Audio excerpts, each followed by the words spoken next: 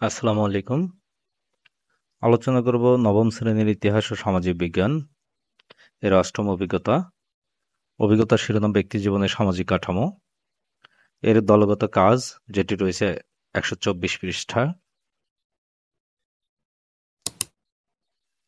দলগত কাজটি ছিল এরকম: আমরা দলগতভাবে তথ্য সংগ্রহ ও বিশ্লেষণ করেছি।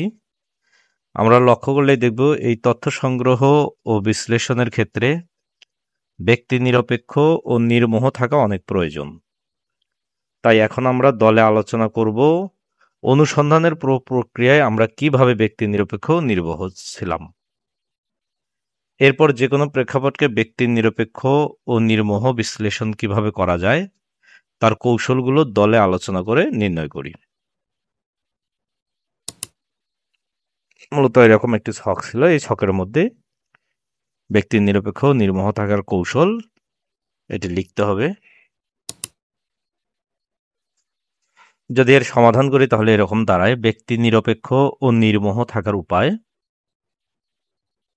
১ নম্বরে যে কোনো অনুসন্ধান বা সমস্যা সমাধানের জন্য বৈজ্ঞানিক পদ্ধতির সহায়তা নেয়া। ২ নম্বরে ন্যায়পরায়ণ হতে হবে। ৩ নম্বরে যুক্তিশীল হতে হবে। ৪ নম্বরে ধর্মের প্রতি শ্রদ্ধাশীল হতে হবে। ৫ নম্বরে কঠোরপন্থী বা রক্ষণশীল হওয়া যাবে না। ৬ নম্বরে ইতিবাচক মানসিকতার হতে হবে। ৭ নম্বরে অন্যের প্রতি শ্রদ্ধাশীল হতে হবে। ৮ নম্বরে সহিষ্ণুতামূলক আচরণ করতে হবে। ৯ নম্বরে পক্ষপাতদুষ্ট হওয়া যাবে না। ১০ নম্বরে যে কোনো ঘটনার গভীরে ভাবতে হবে। মূলত এই কাজগুলো করতে পারলে ব্যক্তি নিরপেক্ষ নির্মোহ থাকা। মনে রাখবেন এটি একটি নমুনা সমাধান।